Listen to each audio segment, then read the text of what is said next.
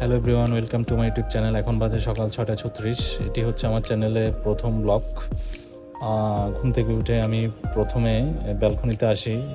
আসলে বাইরের পরিবেশ দেখতে অনেক ভালো লাগে। সকালবেলা মিষ্টি রোদ, মিষ্টি বাতাস অনেক ভালো লাগে। যদিও আসলে বাইরে হাঁটতে যাওয়ার সময়টা, আসলে মর্নিং ওয়াকের সময়টা আমরা পাই না, যেহেতু আমাদের আর্লি মর্নিংয়ে অফিস যেতে হয়। তো প্রতিদিন সকালে আমি অফিসে বের হওয়ার আগেই একটি করে ডিম সিদ্ধ খাই।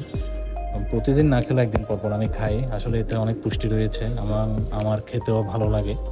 একটি দিন ডিম সিদ্ধ খেয়ে মোটামুটি 2-3 ঘন্টা থাকা যায়, এর বেশিও থাকা যায়।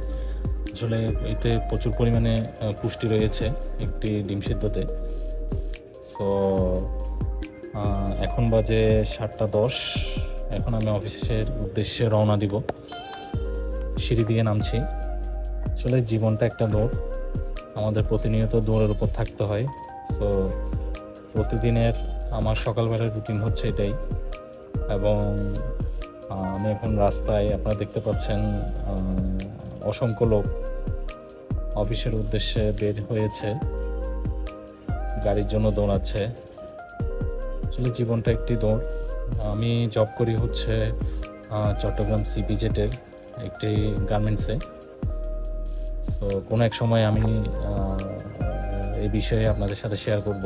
সো এখন গাড়ির জন্য দাঁড়াবো। এটি চট্টগ্রামের একটি খুব পরিচিত জায়গা। আসলে যারা চিনেন তারা কমেন্টস বক্সে জানাবেন আমাকে। এখন বাজে 9:42। অফিসে আমি এই সময়টাতে নাস্তা করি। সো একটা পটাটা বিস্কুট নিলাম, স্পাইসি, ভালো লাগে, ঝাল ঝাল।